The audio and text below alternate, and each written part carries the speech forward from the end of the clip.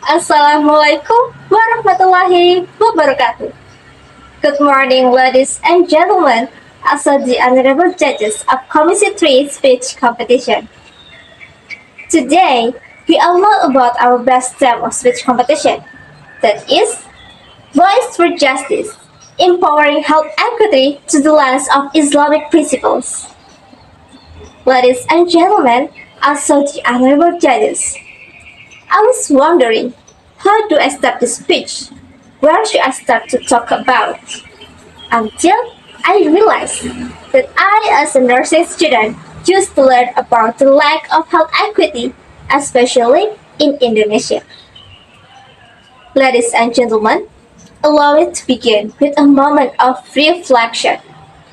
We all long to live healthy lives, to be respected, and to be treated fairly. But have we truly ensured that our brothers and sisters experience the same? Well, not just fairness toward ourselves, but toward every soul who deserves to live a healthy and dignified life. Ladies and gentlemen, as are the honorable judges. First of all, let me introduce myself. I'm Angelica Auliya here from the Faculty of Nursing, University of Jember. And I stand here today carrying a hope and heartfelt calling that we do not remain mere spectators, but dare to step forward as the pioneers of health equity that guided by the values of Islam through my speech being titled Brothers, Sisters, and the Cause of Silence. Will you stand for health justice? Ladies and gentlemen, we often hear this sentence, be patient. Illness is a test from Allah.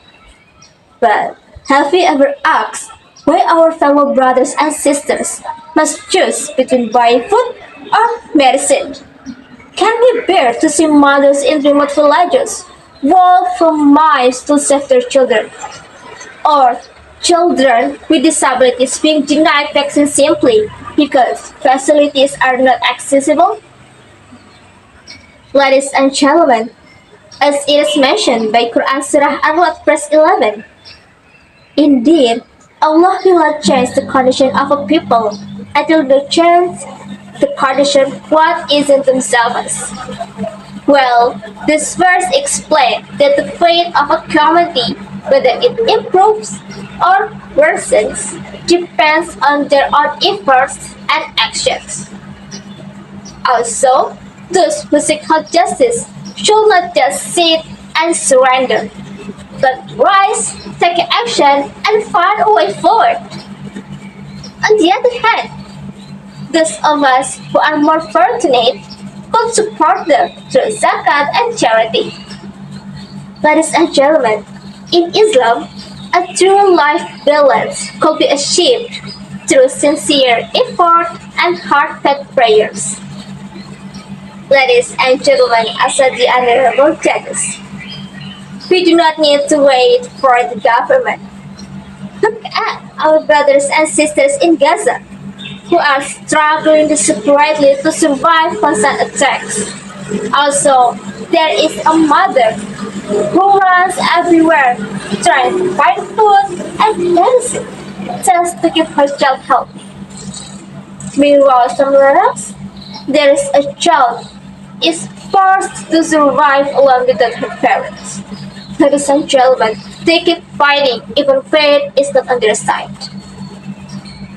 Ladies and gentlemen, for my dear brothers and sisters, let us come together to uphold health equity and justice. We can support our fellow human beings, whether they are here or in Gaza. There are many ways to help, ladies and gentlemen, including zakat, donating money to mosques, foundation, and supermarket, or even banks to reach those who are really needy. Ladies and gentlemen, imagine in your mind, if just one box could collect 10 million per month, how can they give, ladies and gentlemen? Maybe such big committee has surprises every Friday, endowment funded ambulances and social pharmacies, they could sell affordable medicine. Ladies and gentlemen, this is not a mere dream. It is already happening. And the only question is, do we want to do it or not?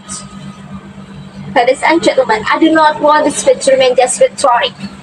I want us to go home with one resolution.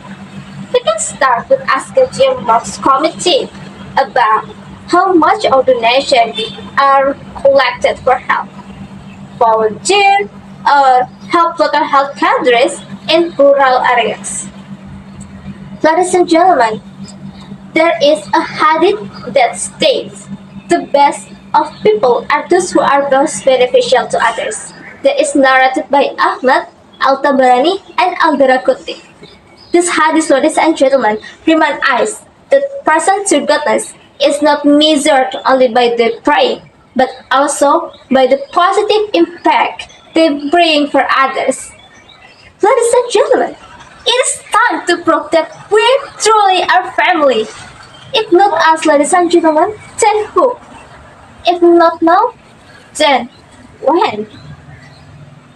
Our voices are the breath of change. Ladies and gentlemen, as the honorable judges, I think that my time has ended. And that's all the speech that I could give to all of you. And I hope you are not just listening with your ears, but also with your heart. Thank you so much for your kindness and attention. And let us prove that health equity is not a merely a dream, but a shared responsibility. Thank you so much for me. See you next time and wassalamualaikum warahmatullahi wabarakatuh.